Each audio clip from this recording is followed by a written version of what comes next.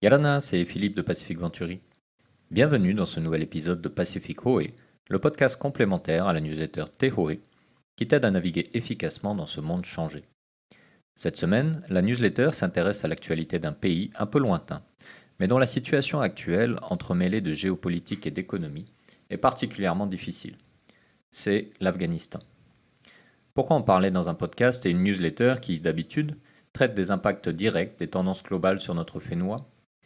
Tout d'abord parce que la misère de nos frères et sœurs humains ne doit pas nous intéresser que lorsqu'elle nous impacte directement. Face aux nombreux drames qui surviennent chaque jour, il peut paraître difficile de trouver l'empathie suffisante pour connecter à toutes les situations. Surtout quand, comme c'est le cas au Fénois en ce moment, nous avons déjà bien à faire et beaucoup à pleurer face aux morts incessantes dont nous entendons parler. Et c'est peut-être ce qu'il manque aux actualités, à la télé ou dans les journaux.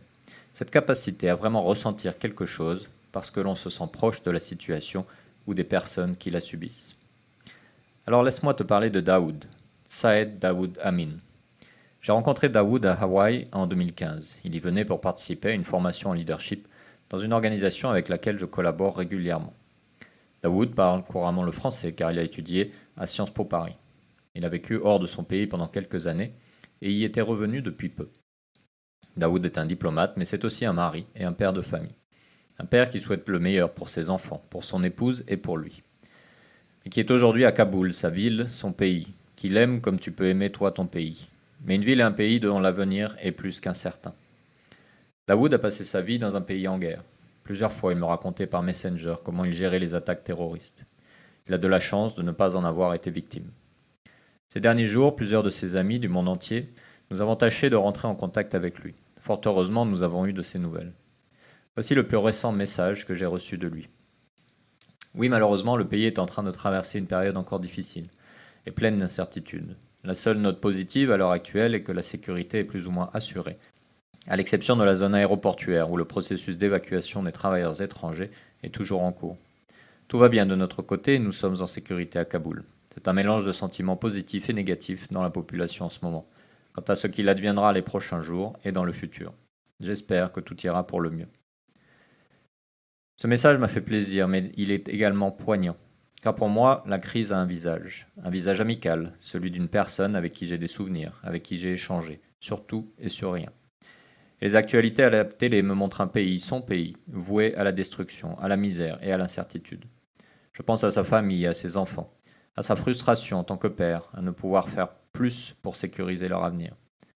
Je te raconte cette histoire pour te faire comprendre qu'au-delà des images, au-delà des enjeux géopolitiques et de toutes les discussions préconçues que l'on peut avoir sur tel ou tel pays, sur telle ou telle situation, qu'au final, il y a derrière toujours des vies, des individus, des familles qui partagent les mêmes rêves, les mêmes peurs et les mêmes ambitions que chacun d'entre nous.